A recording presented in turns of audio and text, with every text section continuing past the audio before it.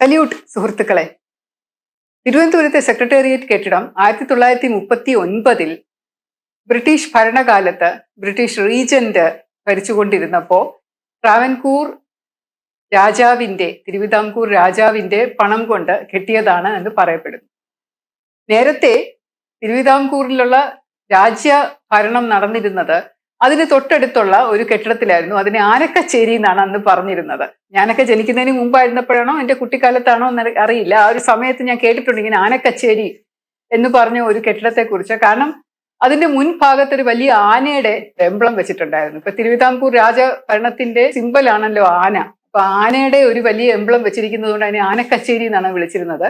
അതിന്റെ അടുത്തായിട്ടായിരുന്നു British reagent ഭരണകാലത്ത് ഹുസൂർ പുതിയ കച്ചേരി എന്ന് മറ്റേ പറഞ്ഞിട്ടുള്ള ഒരു കച്ചേരി അവിടെ പണിത് അതൊരു സെക്രട്ടേറിയറ്റ് ബിൽഡിംഗ് മാതൃകയിൽ ഇപ്പൊ കാണുന്നത്. അതിപ്പോ കാണുന്നത് ഒരുപാട് വികസിപ്പിച്ചിട്ടുണ്ട്. അപ്പുറം ഇപ്പുറം ഒക്കെ വേറെ ബിൽഡിങ്സ് ഒക്കെ വന്നു.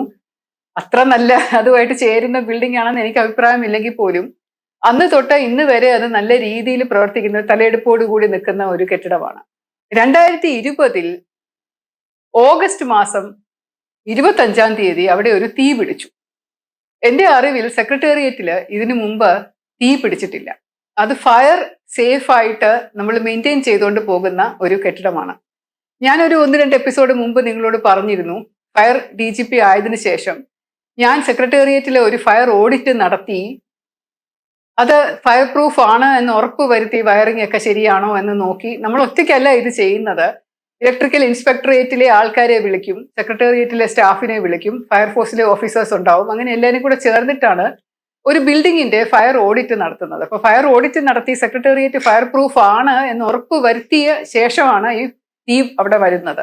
വൈകുന്നേരം ഒരു 5 മണിയോട് അടുപ്പിച്ച് ഭയങ്കരമായിട്ടുള്ളൊരു പുകയും ശബ്ദവും ഒക്കെ നോർത്ത് ബ്ലോക്കിൽ നിന്ന് കേൾക്കാൻ തുടങ്ങിയപ്പോൾ അവിടുന്ന് ആളുകൾ വിളിച്ച് പറയുമല്ലോ, അത് നോർത്ത് ബ്ലോക്കില് CM ഇരിക്കുന്ന ഓഫീസാണ്. CMന്റെ മുഖ്യമന്ത്രി ഇരിക്കുന്ന സ്ഥലത്തിന്റെ 3-ാം നിലയിലാണ് മുഖ്യമന്ത്രി ഇരിക്കുന്നത്. അതിന്റെ താഴെയുള്ള നിലയിലാണ് ജനറൽ അഡ്മിനിസ്ട്രേഷൻ ഡിപ്പാർട്ട്മെന്റ് എന്ന് പറയുന്ന ഓഫീസും PRDയും ചീഫ് സെക്രട്ടറിയുടെ ഓഫീസും ഒക്കെ ഉള്ളത്.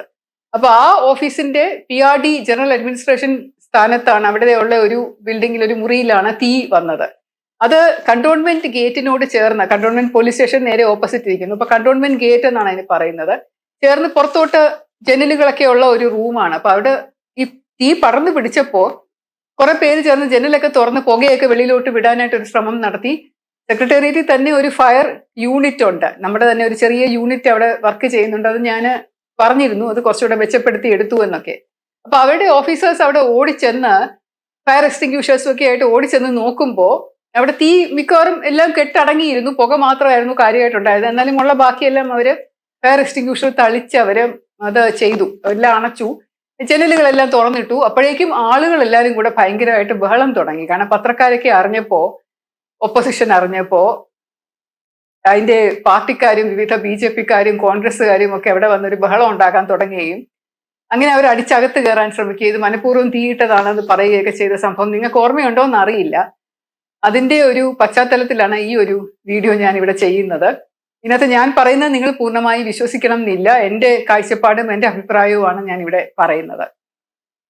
ഈ ഉദ്യോഗസ്ഥർ ഇവിടെ പോയി തീ അണച്ച ശേഷം ഞാൻ അങ്ങോട്ട് വിളിച്ച് ചോദിച്ചു, എന്താണ് കാര്യം, എങ്ങനെയാണ് തീ വന്നത് എന്ന് ചോദിച്ചപ്പോൾ അവിടെ ഉണ്ടായിരുന്ന ഒരു ഓഫീസർ എന്നോട് പറഞ്ഞത്, ഫയർ ഓഫീസർ പറഞ്ഞത്, ഇവിടെ ഒരു മദ്യക്കുപ്പി കിടപ്പുണ്ട്, ഞങ്ങൾ ഈ മുറിക്കകത്തോട്ട് കയറിയപ്പോൾ നല്ല മണ്ണെണ്ണയുടെ മണം ഉണ്ടായിരുന്നു, അതുകൊണ്ട് ആരോ വന്ന് അത് മനഃപൂർവ്വം കത്തിച്ചതാണ് എന്നുള്ള ഒരു സാധ്യത തള്ളിക്കളയാനാവില്ല മാഡം എന്നോട് പറഞ്ഞു. അതിങ്ങനെ സെക്രട്ടേറിയറ്റിൽ ഒരാൾ മണ്ണെണ്ണ കൊണ്ട് ഒരു ലിക്കർ കുപ്പി, ഒന്നാമത് ഒരു മദ്യക്കുപ്പിക്കകത്ത് മണ്ണെണ്ണ കയറ്റിക്കൊണ്ടു. അവിടെ നല്ല സെക്യൂരിറ്റിയാണ്. അവിടെ എല്ലാവരെയും, ആ നോർത്ത് ബ്ലോക്കിലോട്ട് എല്ലാവരെയും സ്കാൻ ചെയ്തിട്ടേ കയറ്റുള്ളൂ. അപ്പൊ ഓരോ ആളുകൾ അവിടെ പോകുമ്പോഴും നിങ്ങൾക്കറിയാം, ഒരു സ്കാനിങ് യന്ത്രമുണ്ട്, പോലീസ് സംവിധാനങ്ങളുണ്ട്. ഓരോരുത്തരെയും ചെക്ക് ചെയ്ത് സ്കാൻ ചെയ്ത് കയ്യിൽ എന്തൊക്കെയുണ്ടെന്ന് നോക്കി ഉറപ്പ് വരുത്തി, ചിലപ്പോൾ മൊബൈൽ ഫോൺ പോലും വാങ്ങി അവരെ കൈ വെച്ചിട്ടൊക്കെയാണ് ആളുകളെ അകത്തോട്ട് കയറ്റുന്നത്. അത്ര വലിയ സെക്യൂരിറ്റിയാണ് അവിടെ. കൂടാതെ കോവിഡിന്റെ സമയവും, കോവിഡ് ഇങ്ങനെ കൊടുമ്പിരി കൊണ്ടുകൊണ്ടിരിക്കുന്ന സമയവുമാണ്. അപ്പൊ അതുകൊണ്ട് അങ്ങനെ അധികം ആൾക്കാരെയും അവർ കയറ്റി വിടാറില്ല, പുറത്തുനിന്നുള്ള ആൾക്കാരെ ആരെയും കയറ്റി വിടാറില്ല. അപ്പൊ എൻ്റെ മനസ്സിൽ കൂടെ പോയത്, ചെയ്തെങ്കിൽ തന്നെ ഇതിനകത്തുള്ള ആരെങ്കിലും ആയിരിക്കും ചെയ്തത്, സെക്രട്ടേറിയറ്റിലെ ഡിപ്പാർട്ട്മെന്റിലുള്ളവർ തന്നെ ആയിരിക്കും. അപ്പം 5 മണി സമയം എന്ന് പറയുമ്പോൾ അത് ഓഫീസ് അടയ്ക്കുന്ന സമയമാണല്ലോ. അപ്പൊ എന്നാലും ആരെങ്കിലും ഒക്കെ കാണണമല്ലോ എന്ന് ചോദിച്ചപ്പോൾ, ഇത് കോവിഡ് പ്രിക്കോഷൻസും റെസ്ട്രിക്ഷൻസും ഒക്കെ ഉള്ളത് കൊണ്ട് മിക്കവാറും ആൾക്കാർ 4:45 ആകുമ്പോഴേക്കും ഓഫീസ് വിട്ട് പോകും. അവിടെ സെക്രട്ടേറിയറ്റിൽ നിന്ന് ഒരു വലിയ ബസ്സുണ്ട്. അപ്പൊ ആ ബസ്സിൽ കയറിയിട്ടാണ് ഇവരെല്ലാവരും പല പല സ്ഥലത്തേക്കായിട്ട് പോകുന്നത്. അന്ന് ബസ് സർവീസ് ഒന്നും ഇല്ലായിരുന്നു. അപ്പൊ അതുകൊണ്ട് ബസ്സിൽ കയറ്റി അവരവരുടെ വീടുകളുടെ അടുത്തുള്ള പല സ്റ്റോപ്പുകളിൽ ഇറക്കി വിടുകയാണ് ചെയ്യുന്നത്. KSRTCയുടെ ചില ബസ്സുകൾ ഇതിനു വേണ്ടി ഓടുന്നുണ്ടായിരുന്നു. അപ്പൊ അതുകൊണ്ട് മിക്കവാറും എല്ലാ ആളുകളും ആ ബസ്സിൽ കയറി അങ്ങ് പോകും. പിന്നെ 1-2 പേര് പേരിന് ഓഫീസിൽ ഉണ്ടാവുന്നേ ഉള്ളൂ. ഈ ഓഫീസിനുള്ളിൽ ആരും ഉണ്ടായിരുന്നില്ല എന്ന് പറഞ്ഞു. അപ്പൊ ഞാനിത് പല ഓഫീസേഴ്സുമായിട്ട് ഇങ്ങനെ ചർച്ച ചെയ്തുകൊണ്ടിരുന്നു. ഞാൻ ഇപ്പൊ DGP എന്നെ പെട്ടെന്ന് വിളിച്ചു. എന്നിട്ട് പറഞ്ഞു, ശ്രീലേഖ എന്താ ഫയർ റിപ്പോർട്ട് എന്താ? അപ്പൊ ഞങ്ങൾ എല്ലാ ഫയർ ഉണ്ടായാലും നമ്മളൊരു ഇൻസിഡന്റ് റിപ്പോർട്ട് എന്ന് പറഞ്ഞ് എഴുതി കൊടുക്കണം സർക്കാരിന്. ഹോം ഡിപ്പാർട്ട്മെന്റിൽ എഴുതി കൊടുക്കണം. ഒരു ഫയർ ഉണ്ടായി, അത് എങ്ങനെയാണ് അണച്ചു, എന്താണ് ഇൻസിഡന്റ്. അപ്പൊ ഇത് കുറച്ച് സെൻസിറ്റീവ് ആയതുകൊണ്ട് തീർച്ചയായിട്ടും ഒരു ഇൻസിഡന്റ് റിപ്പോർട്ട് എഴുതണമല്ലോ. അപ്പൊ അതുകൊണ്ട് ഇൻസിഡന്റ് റിപ്പോർട്ട് എഴുതണം എന്ന് പറഞ്ഞാൽ നിക്ക് ഞാനും കൂടെ പോലീസിന്റെയും ഫോറൻസിക്കിന്റെയും ടീമും കൂടെ പോയി നോക്കിയിട്ട് ചെയ്യാം. അതുകൊണ്ട് ഇപ്പോഴേ ഇൻസിഡന്റ് റിപ്പോർട്ട് എഴുതണ്ട, അവരോടൊന്ന് റെഡിയാക്കി വെക്കാൻ പറഞ്ഞാൽ മതി, ഞാനും കൂടെ പറയാമെന്ന് പറഞ്ഞിട്ട് അങ്ങനെ DGP അവിടെ പോയി എന്നാണ് എനിക്ക് തോന്നുന്നത്. പക്ഷെ അതിനുശേഷം അദ്ദേഹം ഉടൻ തന്നെ പത്രക്കാരോട് പറഞ്ഞു, ഇത് ഷോർട്ട് സർക്യൂട്ട് ആണ്. അവിടെ മുകളിൽ ഒരു ഫാൻ ഉണ്ട്, ആ ഫാനിന്റെ മോട്ടോർ കത്തി അതിനകത്ത് നിന്ന് സ്പാർക്ക് വീണിട്ട് തീ താഴെ വീണ് കത്തി ഫയലൊക്കെ നശിച്ചു പോയതാണെന്നുള്ള മട്ടിൽ അദ്ദേഹം അത് പറഞ്ഞു. അപ്പൊ അത് ഞാൻ വിളിച്ച് എന്റെ ഓഫീസേഴ്സിനെ കുറെ വഴക്ക് പറഞ്ഞു. നിങ്ങൾ എന്താ ഷോർട്ട് സർക്യൂട്ട് ആണെന്ന് കണ്ടുപിടിക്കാത്തത്?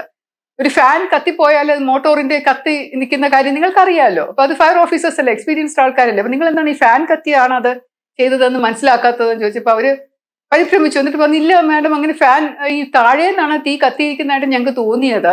മുകളിലേക്ക് പടർന്നു പിടിച്ചിരിക്കുന്നത് പോലെയുള്ള തീയാണ്, അവിടെ പാടുകളും ഒക്കെ കാണുന്നത് അങ്ങനെയാണ്. കൂടാതെ അത് തീ കത്തി അതിന്റെ ഫയലുകളുടെ ഇടയിൽ ഉണ്ടായിരുന്ന അവിടെ AC ആയതുകൊണ്ട് മുകളിൽ ഫോൾസ് സീലിംഗ് ആണ് വെച്ചിരിക്കുന്നത്. അപ്പൊ വശത്താണ് ഫാനുകൾ വെച്ചിരിക്കുന്നത്, വോൾ ഫാനുകളാണ്. അപ്പൊ വട്ടത്തിലുള്ള വോൾ ഫാനുകളിൽ ഒരു ഫാനിന്റെ വയറും സ്വിച്ചും ഒക്കെ ചെറുതായിട്ടൊന്ന് ഈ ഫയലിന്റെ തീ വന്നിട്ട് കത്തിപ്പോയതായിട്ട് കണ്ടു എന്നല്ലാതെ അവിടെ നിന്ന് ഇങ്ങോട്ട് വീണതാണെന്ന് ഞങ്ങൾക്ക് തോന്നില്ല. കാരണം ഫാനിന്റെ അകത്തു നിന്നാണ് മോട്ടോർ കത്തുന്നെങ്കിൽ ഫാൻ പൊട്ടിത്തെറിച്ച് പോവില്ലേ, ഫാൻ താഴെ വീഴില്ലേ? അങ്ങനെ ഒന്നും പറ്റിയിട്ടില്ല. ഫാൻ ആ സ്ഥലത്ത് വരെ നിപ്പുണ്ട്, വയർ അവിടെ നിപ്പുണ്ട്. പക്ഷെ എന്നാലും അത് ശകലം ഒന്ന് കരിഞ്ഞ നിലയിൽ കാണുന്നുണ്ട്, അല്ലാതെ വേറൊന്നും അയാൾ കണ്ടില്ല എന്ന് ഇങ്ങനെ ഓഫീസർ വിളിച്ച് എന്നോട് പറഞ്ഞു. അപ്പോഴും എനിക്ക് സംശയമായി, ഇതെന്താ DGP അങ്ങനെ പറഞ്ഞത് എന്ന്. ഫോറൻസിക് റിപ്പോർട്ട് അങ്ങനെയാണ് പറഞ്ഞത് എന്ന് പറഞ്ഞു. അന്ന് നിങ്ങൾക്ക് ഓർമ്മ കാണും, പത്രക്കാരും അങ്ങനെ വളരെയധികം സംഘർഷവും സെക്രട്ടേറിയറ്റിന് മുമ്പിൽ രാത്രി വരെ നീണ്ടു നിന്നു. പോലീസിന് ബലം പ്രയോഗിച്ച് അവരെ നീക്കേണ്ടി വന്നു. എനിക്ക് തോന്നുന്നു വാട്ടർ ക്യാനൻ വരെ ഉപയോഗിക്കേണ്ടി വന്നു. അതിനിടെ കൂടെ ചീഫ് സെക്രട്ടറി നേരിട്ട് ഇറങ്ങി താഴെ ചെന്നിട്ട് പറഞ്ഞു, നിങ്ങൾ ആരും ഇതിൽ പരിഭ്രമിക്കേണ്ട, ഒരു ഫയൽ പോലും നഷ്ടപ്പെടില്ല, ഇതിനകത്ത് എല്ലാ ഫയലുകളും ഞങ്ങൾക്ക് ഡിജിറ്റലായിട്ട് സൂക്ഷിച്ചിട്ടുണ്ട്. അപ്പൊ കത്തിപ്പോയ ഫയലുകൾ എന്ന് പറഞ്ഞ ഫിസിക്കൽ ഫയലുകൾ ഇമ്പോർട്ടന്റ് ആയിട്ടുള്ളതല്ല എന്ന് പറഞ്ഞു. അവിടെ ഹണി എന്ന് പറഞ്ഞ ഒരു സെക്രട്ടറി, അണ്ടർ സെക്രട്ടറി മറ്റോ ഉണ്ടായിരുന്നു. അപ്പൊ അദ്ദേഹം പറഞ്ഞത്, ഇത് ഫയലുകളൊന്നും നശിച്ചിട്ടില്ല, ഇതെല്ലാം അതത് സ്ഥലത്ത് തന്നെ ഉണ്ട്. ആകപ്പാടെ പോയിട്ടുള്ള ഫയലുകൾ എന്ന് പറയുന്നത് EADയിൽ ഗസ്റ്റ് ഹൗസ് ബുക്കിംഗ് ഒക്കെ ഉണ്ട്. ചില ഓഫീസേഴ്സിന് ഗസ്റ്റ് ഹൗസ് ബുക്ക് ചെയ്യാനായിട്ട് സാങ്ഷൻ കൊടുക്കുന്ന ആ ഫയലുകൾ മാത്രമേ പോയുള്ളൂ എന്നൊക്കെയുള്ള മട്ടില് 2-3 ദിവസമായിട്ട് ഇങ്ങനെ പത്രത്തിൽ വരുന്നുണ്ട്. അപ്പോഴും ഞാനിങ്ങനെ എന്താണെന്ന് വിചാരിച്ചിരുന്നപ്പോൾ ഗവൺമെന്റിൽ നിന്ന് ഒരു ഓർഡർ വന്നു. ഫയർ റിപ്പോർട്ട് കൊടുക്കുമ്പോൾ അതിനകത്ത് ഈ ഇലക്ട്രിക്കൽ 3 വകുപ്പുകൾ ചേർന്ന്, police, electrical inspectorate, fire department, ഇവർ 3 പേരും കൂടെ ചേർന്ന് ഒരു റിപ്പോർട്ട് കൊടുത്താൽ മതി, അതിനകത്ത് ഫോറൻസിക് റിപ്പോർട്ടും കൂടെ ഉൾപ്പെടുത്തണം എന്ന് പറഞ്ഞ് അങ്ങനെ ഗവൺമെന്റിൽ നിന്ന് നിർദ്ദേശം വന്നതനുസരിച്ച് എന്റെ ഒരു ഓഫീസർ പോയി ആ ടീമിൽ ചെന്ന് അവരെല്ലാവരും എക്സാമിൻ ചെയ്തിട്ട് എഴുതി കൊടുത്ത റിപ്പോർട്ട് എന്ന് പറയുന്നത് ഇത് DGP പറഞ്ഞതുപോലെ തന്നെയായിരുന്നു. അതായത് ഇലക്ട്രിക്കൽ ഷോർട്ട് സർക്യൂട്ട് കൊണ്ട് ഫാനിൽ നിന്ന് മോട്ടോർ പൊട്ടി തീ പിടിച്ചതാണ് എന്നുള്ള മട്ടിലാണ് എഴുതി കൊടുത്തത്. അപ്പൊ ഇത് ഞാൻ അറിഞ്ഞു, പക്ഷെ എന്നാലും എനിക്കൊരു അതിശയമായപ്പോ ഞാൻ ചോദിച്ചു, എന്താ ഇങ്ങനെ എഴുതി കൊടുത്തത്? നമ്മൾ ഒറ്റയാളല്ലേ ഉള്ളൂ, നമ്മൾ മറ്റു 2 പേരും നമ്മളെ എതിരായിട്ട് സംസാരിക്കുമ്പോൾ ഫയർ മാത്രം അത് അങ്ങനെയല്ല ഇങ്ങനെ ആയിരുന്നു എന്ന് പറഞ്ഞ് എഴുതി കൊടുത്താൽ എന്ത് ചെയ്യും? അപ്പൊ ഞാൻ കുപ്പിയുടെ കാര്യം നിങ്ങൾ മെൻഷൻ ചെയ്തോ, മണ്ണെണ്ണയുടെ കാര്യം മണമുണ്ടായിരുന്നു എന്ന് മെൻഷൻ ചെയ്തോ ചോദിച്ചപ്പോൾ അങ്ങനെയൊന്നും എഴുതണ്ടാന്ന് അവർ പറഞ്ഞു, നിർബന്ധമായിട്ട് എന്ന് പറഞ്ഞു. അപ്പൊ വളരെയധികം ഞെട്ടൽ എനിക്ക് ഉണ്ടാക്കിയ ഒരു സംഭവമായിരുന്നു. കാരണം സെക്രട്ടേറിയറ്റിൽ ഇതുപോലെ മോട്ടോർ കത്തി, ഫാൻ കത്തി, തീ പറന്നു പിടിച്ചു, ഫയല് പോയി എന്നുള്ളത് കള്ളം ആയിട്ട് ജനങ്ങളെ വിശ്വസിപ്പിക്കാനും നാട്ടുകാരെ വിശ്വസിപ്പിക്കാനും പറഞ്ഞ് പരത്തിയത് എന്തിനായിരുന്നു എന്നുള്ളൊരു വലിയ ചോദ്യം മനസ്സിൽ കൂടെ പോയി. പിന്നെ ഉള്ളതെല്ലാം എന്നെ അനുമാനങ്ങളാണ്. ഞാനൊന്നും ഇതിനെപ്പറ്റി അന്വേഷിച്ചിട്ടില്ല. കാരണം എനിക്കിനി റിട്ടയർ ചെയ്യാനായിട്ട് ഓഗസ്റ്റ് 25-ാം തീയതി കത്തുമ്പോൾ സെപ്റ്റംബർ, ഒക്ടോബർ, നവംബർ, ഡിസംബർ ഈ 4 മാസം മാത്രമേ എനിക്ക് ഈ സർവീസിലുള്ളൂ. ബാക്കി ഇതിനെക്കുറിച്ച് ഞാൻ കൂടുതലായിട്ട് പറയുകയോ അല്ലെങ്കിൽ അതിനെക്കുറിച്ച് റിപ്പോർട്ട് ചെയ്യുകയോ എന്താണ് ഇതിന്റെ കാര്യം എന്നൊക്കെ അന്വേഷിക്കുകയോ ഒക്കെ ചെയ്ത് കഴിഞ്ഞാൽ അത് എന്നെ വളരെ അഡ്വേഴ്സ് ആയിട്ട് ബാധിക്കും. എനിക്ക് ചിലപ്പോൾ പെൻഷൻ കിട്ടിയെന്ന് വരില്ല, എനിക്കെതിരെ ചിലപ്പോൾ വല്ല പ്രശ്നവും ഉണ്ടാവും, ചിലപ്പോൾ ആരെങ്കിലും എന്നെ ആക്രമിക്കും, അങ്ങനെയൊക്കെയുള്ള ഒരുപാട് പ്രശ്നങ്ങൾ ഉണ്ടാകും എന്നത് കൊണ്ട് ഞാൻ എന്തായാലും പുറത്ത് വരും. ഒരു ദിവസം ഇത് എന്തായാലും നാട്ടുകാരെ അറിയും. കാരണം എന്റെ വിശ്വാസം എന്ന് പറയുന്നത് സത്യം എന്ന് പറയുന്നത് നമുക്ക് അധികം നാളെ മൂടി വെക്കാൻ പറ്റത്തില്ല. അതെന്തായാലും പുറത്തു വരും. അതിന് അത്രയ്ക്ക് ശക്തിയാണ്. നല്ല വെളിച്ചമുള്ള ഒരു കാര്യമാണ് സത്യം. കള്ളത്തിന്റെ ഇരുട്ട് കമ്പിളി കൊണ്ട് നമ്മൾ എത്ര അധികം മൂടി വെക്കാൻ ശ്രമിച്ചാലും സത്യത്തിന്റെ ശക്തി എന്ന് പറയുന്നത് എന്തായാലും പ്രകാശിക്കും. അപ്പൊ അതുകൊണ്ട് അങ്ങനെ വിശ്വസിക്കുന്ന ഒരാളായതുകൊണ്ട് ഞാൻ വിചാരിച്ചു അത് തീർച്ചയായിട്ടും പുറത്തു വരുമെന്ന്. പക്ഷെ ഇപ്പൊ 4 വർഷമായിട്ടും കാര്യമായിട്ട് ജനങ്ങൾക്കൊന്നും അറിഞ്ഞൂടെ. പലരും അതേക്കുറിച്ച് മറന്നും പോയി. ഇപ്പൊ ഇവിടെ കത്തിപ്പോയ ഫയലുകളുടെ ഡീറ്റെയിൽസ് എനിക്ക് എടുക്കാൻ പറ്റില്ല. ഞാനൊരു വെളിയിലുള്ള ഒരു ഓഫീസറാണ്. അപ്പൊ സെക്രട്ടേറിയറ്റിലെ ആൾക്കാർ തന്നെയാണ് അത് പറയേണ്ടത് ഏത് ഫയലാണ് കത്തിപ്പോയതെന്ന്. പക്ഷേ ഫയൽ കത്തലുമായിട്ട് ബന്ധപ്പെട്ട് അന്നേരം ഉയർന്നു വന്ന ഒരു സംഭവം പത്രങ്ങളിലൂടെ തന്നെ നിങ്ങൾ കണ്ടിട്ടുണ്ടാവും. പ്രതിപക്ഷത്തിന്റെ കുറെ നേതാക്കന്മാർ പറഞ്ഞിട്ടും ഉണ്ടാവും ആ സമയത്ത്. സ്വർണ്ണക്കള്ളക്കടത്തുമായിട്ട് ബന്ധപ്പെട്ട കുറെ ഫയലുകൾ സെക്രട്ടേറിയറ്റിൽ ഉണ്ടായിരുന്നു എന്ന്. സ്വർണ്ണക്കള്ളക്കടത്ത് എന്ന് പറയുന്നത് വർഷങ്ങളായിട്ട് കേരളത്തിൽ നടക്കുന്നതാണ്.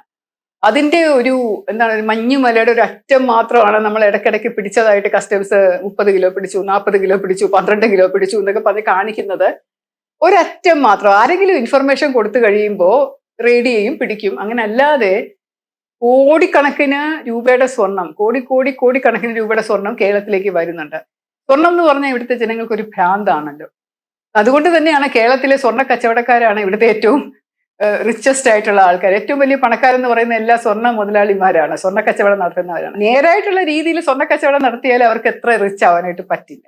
ഇതുപോലെയുള്ള രീതിയിൽ കള്ളക്കടത്തിലൂടെ, കാരണം സ്വർണത്തിന് ഭയങ്കര വലിയ ഡ്യൂട്ടിയാണ്, കള്ളക്കടത്തിലൂടെ നല്ല സ്വർണം എന്ന് പറയുന്ന 22 ക്യാരറ്റ് ഗോൾഡ് പുറത്തുനിന്ന് കൊണ്ടുവരുമ്പോൾ അതിനകത്ത് കുറെ EM ഒക്കെ ചേർത്ത് അവർക്ക് ഇവിടുത്തെ സ്വർണമാക്കി മാറ്റാൻ പറ്റുമ്പോൾ 22 ക്യാരറ്റിന്റെ വില എന്ന് പറഞ്ഞ് ഹോൾമാർക്കിംഗ് ചെയ്ത് വിൽക്കുകയും ചെയ്താൽ നല്ല ലാഭമാണ് അതിനകത്തുനിന്ന്. അപ്പൊ അതുകൊണ്ട് ഡ്യൂട്ടി ഒഴിവായി കിട്ടിക്കഴിഞ്ഞാൽ തന്നെ ഇവർക്ക് പണിക്കൂലി, മറ്റേ കാര്യം ഈ കാര്യം എന്നൊക്കെ പറഞ്ഞാൽ സ്വർണത്തിന് വേണ്ടിയിട്ട് ഭയങ്കര ഒരു ഡിമാൻഡ് കേരളത്തിലുണ്ട്. സ്വർണ്ണക്കടക്കാർക്കും ജുവലറിക്കാർക്കും എല്ലാവർക്കും ഉണ്ട്. ഒരു സ്വർണം എന്ന് പറയുന്നത് ഒരു വലിയൊരു, നമുക്ക് പൈസ എന്ന് പറയുന്ന സൂക്ഷിച്ചു വെക്കാൻ പറ്റില്ല. കാശ്, കറൻസി എന്ന് പറയുന്നത് കള്ളപ്പണം ആണെങ്കിൽ നമുക്ക് കള്ളപ്പണം വെക്കാൻ പറ്റില്ല. ഒരിടത്ത് ബാങ്കിലിട്ട് കഴിഞ്ഞാൽ അന്വേഷണം വരും.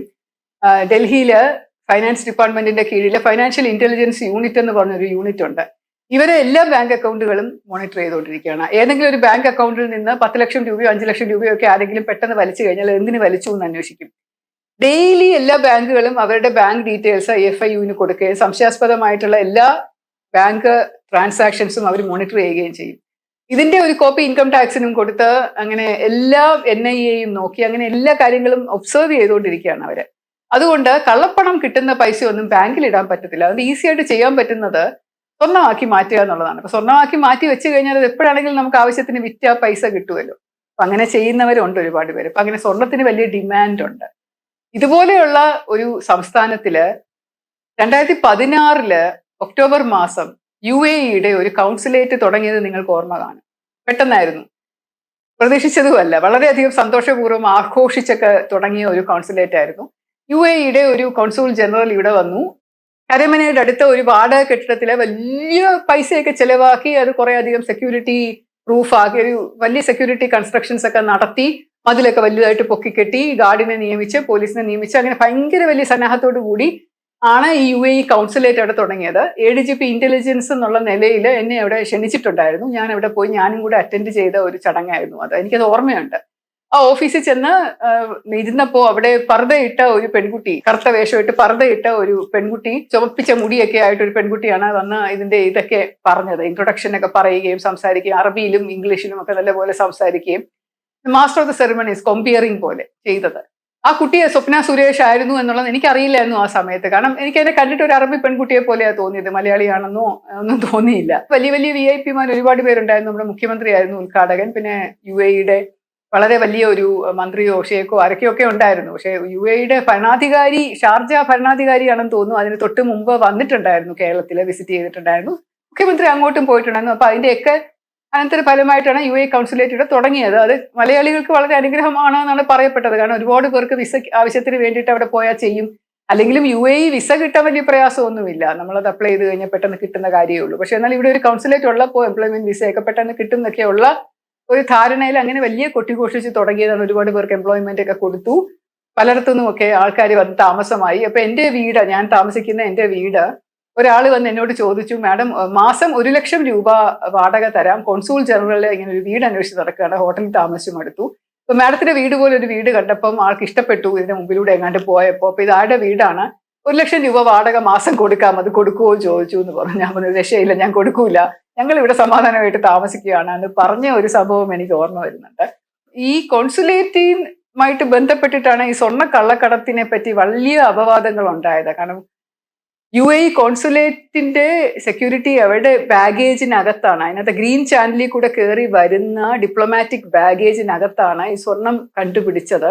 സ്വർണം കണ്ടുപിടിച്ചത് എനിക്ക് തോന്നുന്നു 2000 ആ സമയം 20 ജൂൺ ജൂലൈ മാസത്തിലെങ്ങാണ്ടായിരുന്നു. ജൂൺ 30 ജൂലൈ ആദ്യം അങ്ങനെ എങ്ങാണ്ടായിരുന്നു സ്വർണം അവർ കണ്ടുപിടിച്ചത്. അവർക്കൊരു കസ്റ്റംസിന് ഒരു ഇൻഫോർമേഷൻ കിട്ടിയതിന്റെ ബേസിസിൽ അതിങ്ങനെ ഇത് തുടങ്ങിയത് 2016 ഒക്ടോബറിൽ കോൺസുലേറ്റ് തുടങ്ങി. 2016 മുതൽ 20 വരെ ഉള്ള കാലയളവിൽ പല കാര്യങ്ങൾ UAE ഇങ്ങനെ സെക്യൂരിറ്റി ബാഗേജ് ഇങ്ങനെ ഡിപ്ലോമാറ്റിക് ബാഗേജ് ആയിട്ട് വരുന്നുണ്ടായിരുന്നു. കുറച്ച് ഖുറാൻ വന്ന കാര്യം നിങ്ങൾക്കറിയാം, അത് കുറെ വിതരണം ചെയ്തു എന്ന് പറഞ്ഞു. പിന്നെ കുറെ ഡേറ്റ്സ്, ഈത്തപ്പഴം അതൊക്കെ വന്നു. പിന്നെ കുറെ എന്തൊക്കെയോ സാധനങ്ങൾ ഇങ്ങനെ ഡെയിലി എപ്പോഴും വരുന്നുണ്ട്. വലിയ വലിയ ബാഗേജുകൾ ഡിപ്ലോമാറ്റിക് ഇമ്മ്യൂണിറ്റിയോട് കൂടി വരുന്നുണ്ട്. അപ്പം സാധാരണ ഡിപ്ലോമാറ്റിക് ബാഗേജ് ഒന്നും ആരും ചെക്ക് ചെയ്യില്ല. അപ്പൊ അങ്ങനെ ചെക്ക് ചെയ്തില്ല, ഇതെല്ലാം ഇങ്ങനെ വന്നുകൊണ്ടിരുന്നു.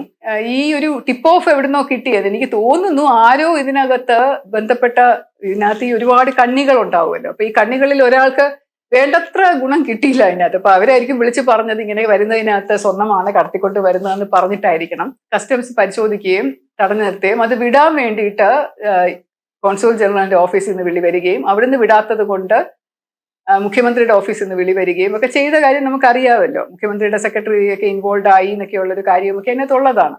എന്തായാലും ഈ ഒരു സംഭവത്തിന്റെ പശ്ചാത്തലത്തിൽ NIA കേസെടുത്ത് അന്വേഷണം നടത്തി. സെക്രട്ടേറിയറ്റിലെ കുറെ ഫയലുകൾ ആവശ്യപ്പെട്ടിരുന്ന ഒരു സമയം നിങ്ങൾക്ക് ഓർമ്മയുണ്ടോ എന്നറിയില്ല. ആ സമയത്താണ് തീ പിടിക്കുന്നത്. ഓഗസ്റ്റ് മാസം 25 കുറെ ഫയലുകൾ PRD ഡിപ്പാർട്ട്മെന്റിൽ നിന്ന്, ജനറൽ അഡ്മിനിസ്ട്രേഷൻ ഡിപ്പാർട്ട്മെന്റിൽ നിന്ന് ഈ കോൺസുലേറ്റുമായിട്ടും അതുപോലെ ഡിപ്ലോമാറ്റിക് കാര്യങ്ങളായിട്ടും യാത്രകളായിട്ടും EIPസിന്റെ യാത്രകളായിട്ടും ഒക്കെ ബന്ധപ്പെട്ടിരിക്കുന്ന കുറെ കാര്യങ്ങൾ ഡീൽ ചെയ്യുന്ന അവിടെയാണ്. അപ്പൊ അതൊന്നും പുറത്തോട്ട് പോകണ്ട എന്നുള്ള ഉദ്ദേശത്തിൽ ചെയ്ത ഒരു പ്രക്രിയയാണോ ഇത് എന്നുള്ള വലിയ സംശയം എൻ്റെ മനസ്സിൽ അന്നും ഉണ്ടായിരുന്നു, ഇന്നും ഉണ്ടായിരുന്നു. ഞാനിത് ആരോടും പറയാൻ പോയില്ല. കാരണം NIA ആണ് അന്വേഷിക്കുന്നത്. NIA അന്വേഷിച്ച് തെളിയിക്കട്ടെ, എന്തായാലും അത് അവർ കണ്ടുപിടിക്കുമല്ലോ. ഇതിന്റെ എല്ലാത്തിന്റെയും രേഖകൾ എക്സ്റ്റേണൽ അഫയേഴ്സ് മിനിസ്ട്രിയിൽ ചിലപ്പോൾ കാണും. കോൺസുലേറ്റ് തുടങ്ങുന്നതിന്റെ ഡീറ്റെയിൽസ് കാണും, അതെങ്ങനെ ആളുകൾ പോകുന്നതിന്റെ ഡീറ്റെയിൽസ് എല്ലാം കാണണമല്ലോ. അപ്പൊ ആർക്കൊക്കെ സാങ്ഷൻ കൊടുത്തു എന്നുള്ളതും അവിടെ കാണും. ഇപ്പൊ എക്സ്റ്റേണൽ അഫയേഴ്സ് മിനിസ്ട്രിയിൽ അവർ ഫയൽ എടുത്തോട്ടെ എന്ന് വിചാരിച്ചു, കണ്ടുപിടിക്കുമായിരിക്കും എന്ന് വിചാരിച്ചു. പക്ഷെ ഇതെങ്ങനെ നീണ്ടുപോയി അവസാനം ഈ ആദ്യം അറസ്റ്റ് ചെയ്ത 4 പ്രതികളിൽ കവിഞ്ഞ് കുറെ അധികം പ്രതികളുണ്ട് എന്ന് വന്നു. പിന്നെ എന്തൊക്കെയോ കുറെ കോലാഹലങ്ങളുണ്ടായി. ഇപ്പൊ അത് ഒരുമാതിരി കെട്ടടങ്ങി, പഴയ സോളാർ കേസൊക്കെ പോലെ ആയി. അതിപ്പോ ആർക്കും വേണ്ടാത്ത രീതിയിലായിരിക്കുകയാണ്. ഇപ്പൊ അത് NIAക്ക് അന്വേഷിക്കാനായിട്ട് ഇനി കൂടുതലായിട്ട് തെളിവൊന്നും അവർക്കില്ല എന്നാണ് ഞാൻ അറിഞ്ഞത്. കുറെ പേര് അറസ്റ്റ് ചെയ്തു, കുറെ പേര് ജയിലിലായി, കുറെ പേര് അതിനുവേണ്ടി അനുഭവിച്ചു. അത് കഴിഞ്ഞിട്ട് കോൺസുലേറ്റ് ഉടൻ തന്നെ പൂട്ടിക്കെട്ടിപ്പോയി. ടെമ്പററി ആയിട്ട് ക്ലോസ് ഡൗൺ ചെയ്യുകയാണെന്ന് പറഞ്ഞിട്ട് അവർ കുറച്ച് നാളത്തേക്ക് മാറി നിൽക്കുന്നു എന്ന് പറഞ്ഞ് പോയിട്ട് പിന്നെ UAE കോൺസുലേറ്റിലേക്ക് അവർ തിരിഞ്ഞു നോക്കിയിട്ടില്ല. അങ്ങനെ ഒരു 3.5 വർഷത്തോളമാണ് അത് അവിടെ ഫംഗ്ഷൻ ചെയ്തത്. UAE കോൺസുലേറ്റ് ഉണ്ടായിരുന്നതിന് മുമ്പും ആളുകൾ ഒരുപാട് പേര് ദുബായി പോയിട്ടുണ്ട്.